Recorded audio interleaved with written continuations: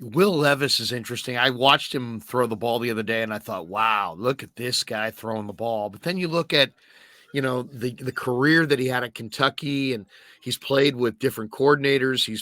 This year he played behind a poor offensive line. He takes a lot of sacks. I mean, he can throw the deep ball, and he's a little bit more. He's a little bit older, more experienced. He's 24. Where are you with Will Levis? I think there'll be people that have Levis literally at the top of their board. And then there'll be those who have him quite a bit down from the top two based on the turnovers and the inconsistent play at Kentucky. Where do you weigh in on Levis? He's kind of love him, hate him, the people that I'm talking to.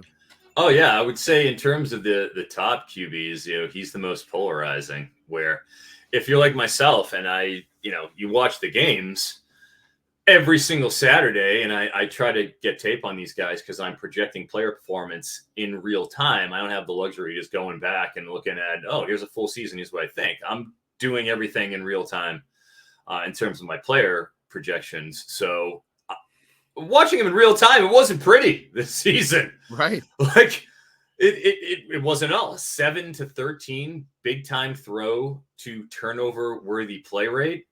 I mean, that's horrible. That's objectively terrible.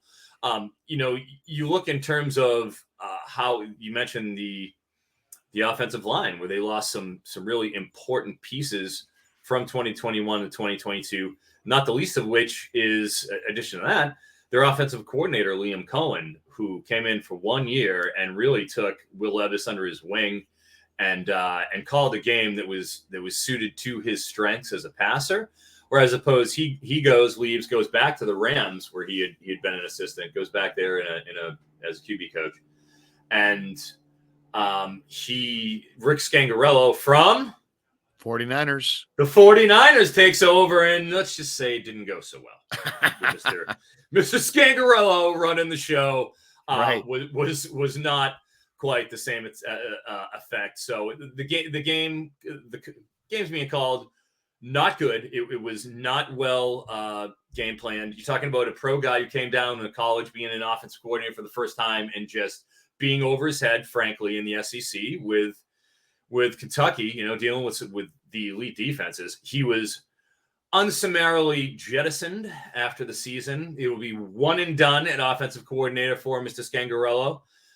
In comes, they brought back Liam Cohen in a prodigal return because they saw the writing on the wall at Kentucky. But that being said, for Mr. Levis, look, and when he was at Penn State, he battled Sean Clifford, who, if you've ever spoken to a Penn State faithful and you've talked to them about Sean Clifford, they will give you a very stern and succinct player analysis and evaluation of Sean Clifford, which will amount to this: get him off my team, bring in Drew Allar, turnover machine, ready to turn the page here. Just you're not going to get much downfield, and what's tough is their offensive coordinator there is Mike Yurcich, who was the OC at Oklahoma State under Mike Gundy for several years, and they were lethal downfield with Yurcich.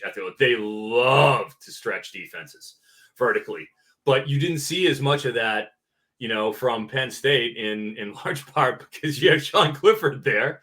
That's tough, and you still had Jahan Dotson, where, man, he was throwing it up. It didn't even matter when you throw into Jahan Dotson. But the point being is, look, Will Levis got beat out by Sean Clifford and was the running quarterback alternative when he was there, where you come in for the short yardage, Blake Bell, Belldozer type packages, and in short yardage, within the 5. Like, that's what they brought him in for. He wasn't a passer at Penn State. He got beat out by Sean Clifford with his passing acumen. So he goes over to Kentucky, has a nice 2021, good, promising. It's obvious that he's most comfortable over the middle, where he fits some passes into very tight windows. I mean, I know you probably saw some of that where you're watching, where it's like big arm, big balls on him too. Like, he is not afraid to take chances, which, as discussed, led to a pretty prolific interception rate, where he actually had over the past 2 years the highest interception rate of any Power 5 quarterback with, the qualifying amount of passes, 26.5 pass attempts per interception, worst in the country. And a lot of that has to do with trying to make the big throw as opposed to being patient, taking what's available to you, in the flats, stuff that, the drag routes, stuff like that, which is something that when I was doing my eval of him, in prior to this column, you would see happen, more than just once, where there are layups that he could take as opposed to the 3-pointers, but he wants to go with the big ones. That's something in terms of he'll definitely need to have coached out, and he'll need to settle down in that respect and just have a more calm approach. That being said, he's going to be 24 by the time, camps roll around. And I see the same kind of footwork issues that I see with Anthony Richardson, who's 21, and he's a 24-year-old QB. So that the polish and, the nice throwing from stable base. And that's where you see for both him and Richardson on the short passes, specifically with Levis, the comeback routes to the pylon, the front pylon of the end zone.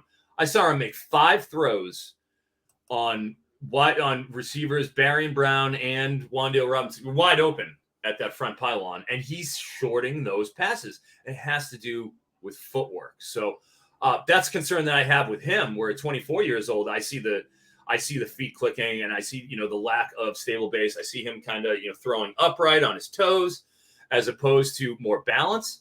And that's something where with all things being equal, which I think is pretty close with Levis and Richardson, you look at Richardson, hey, he can run, check that box fast at 235.